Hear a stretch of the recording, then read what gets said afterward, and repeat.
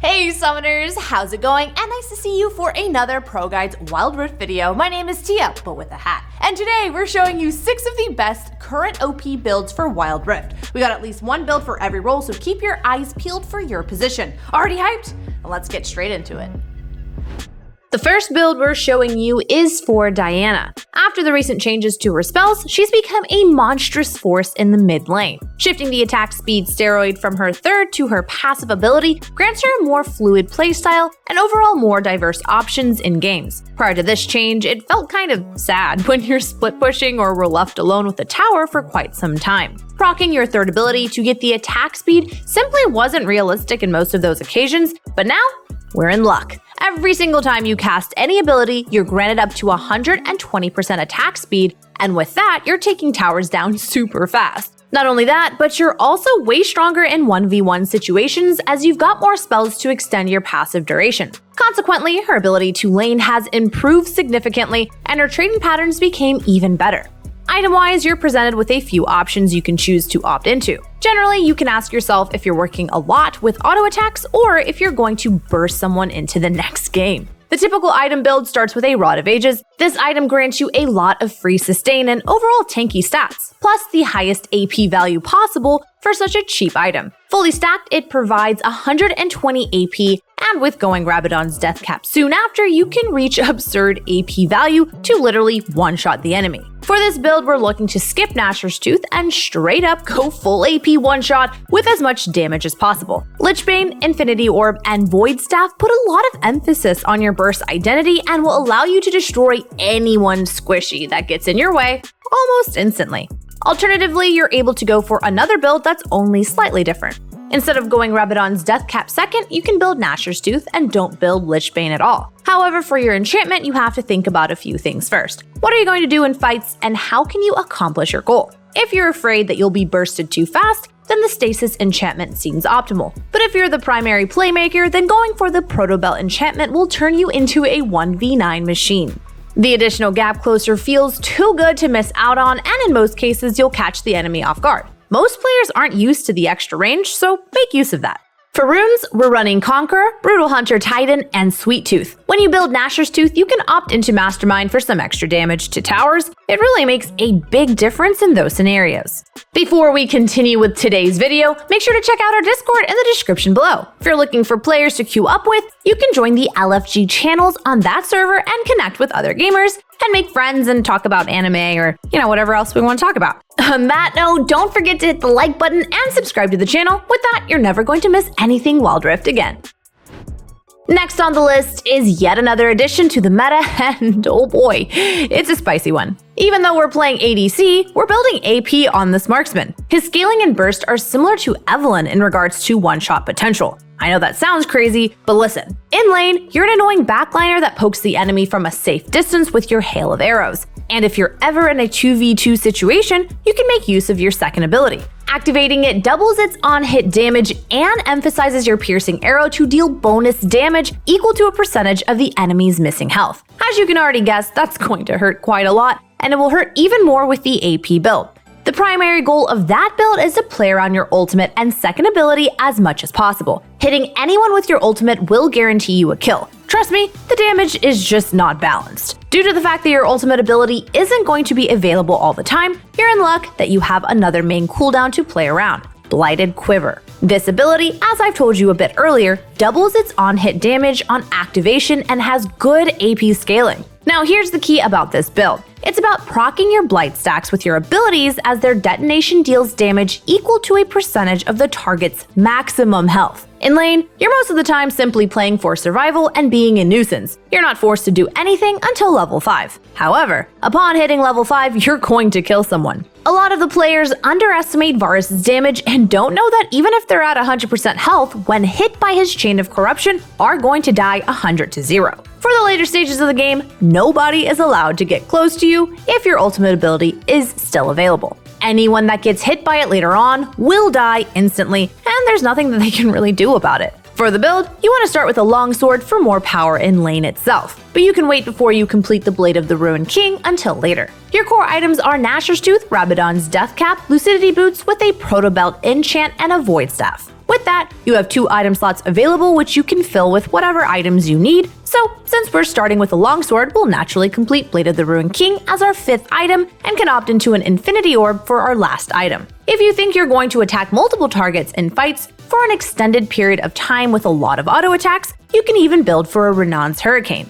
In the rune department, we want to take Fleet Footwork for additional sustain and movement speed combined with weakness, regeneration, and mana flow. If you're playing with a support that naturally applies weakness, you may also take Champion to dish out even more damage, but generally you can take weakness yourself. It's half of the Champion rune's damage value, but compared to it, we don't lose anything if we die. Consequently, we're allowed to play a bit more reckless with that build.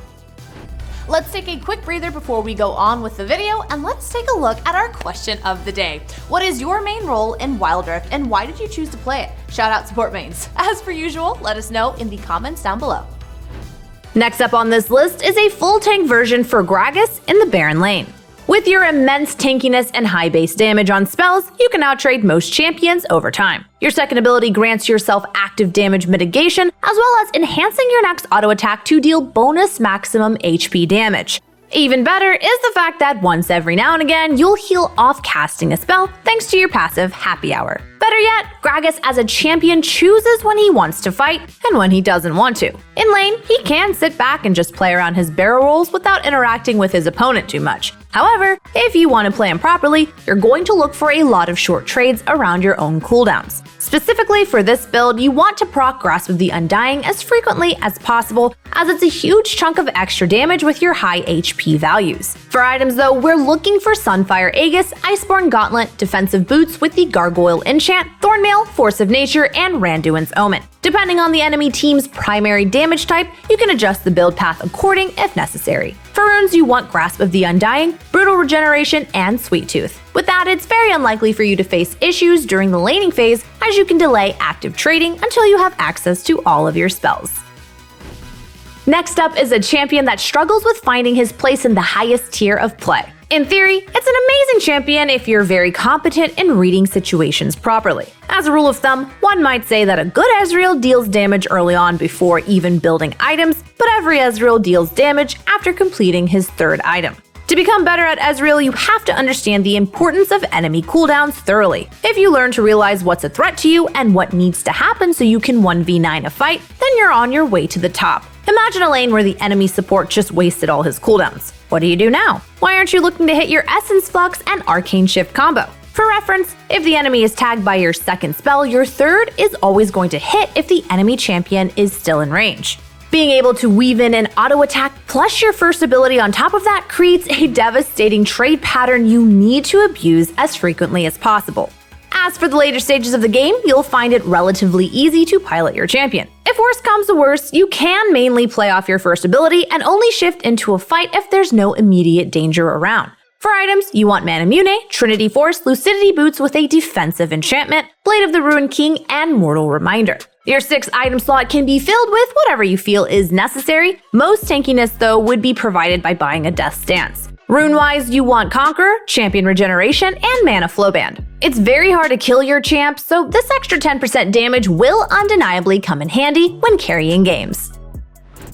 For our most beloved Baron laners, we have the most solid pick you can ask for in the form of Malphite. A good Malphite never dies in lane, as he can just run away thanks to the bonus movement speed from his Seismic Shard. More than that, he's also super broken into anything AD as his armor value skyrockets super fast. For laning, you can approach from 2 different angles. One would be the Seismic Shard way. You don't interact at all until you've poked out the enemy with your 1st ability. Only after you're going to look for an all-in to seal the deal. The other approach is focused on fistfighting though, so we'll primarily be playing around your Ground Slam ability. Its attack speed, slow, and armor scaling help us dominate trades versus melee champions in most scenarios. However, to pull this strategy off, you need to know when and how you can take those trades. Otherwise, you're just going to die. One of those oopsie-daisy moments, you know?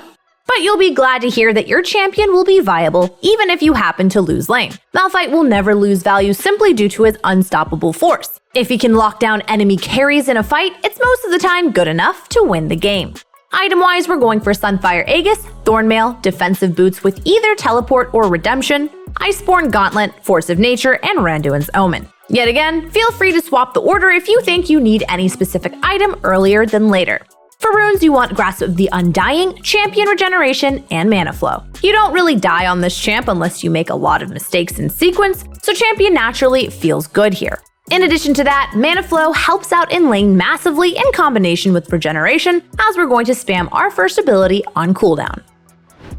Last but not least comes the most broken enchanter support that you can play in Wild Rift, for now. The value of her shields is just too massive and has little to no available counterplay. If anything, it really depends on her own team to mess up for her to feel weak. Otherwise, she's just going to shield her entire team for thousands of damage every few seconds, and you can't get through those shields. You just can't, and I'm really sad. Sorry, went on a tangent. More than that, she can itemize into items that also grant her healing on top of that shielding. It's just gross. Be it in lane or later in the game, if Lux hits a binding, then you're going to die soon after. Apart from that, she's just a walking shield bot that keeps all of your teammates alive at all times. To put more emphasis on that idea, we're going to build Athene's, Harmonic Echoes, and Lucidity Boots with the Redemption enchant. Trust me, that is a lot of healing, more than you'd ever expect out of a mage that's normally seen in the middle lane in lower tiers. To finish up your build, you'll add a Rabadon's Death Cap and an Ardent Censer paired up with a Guardian Angel.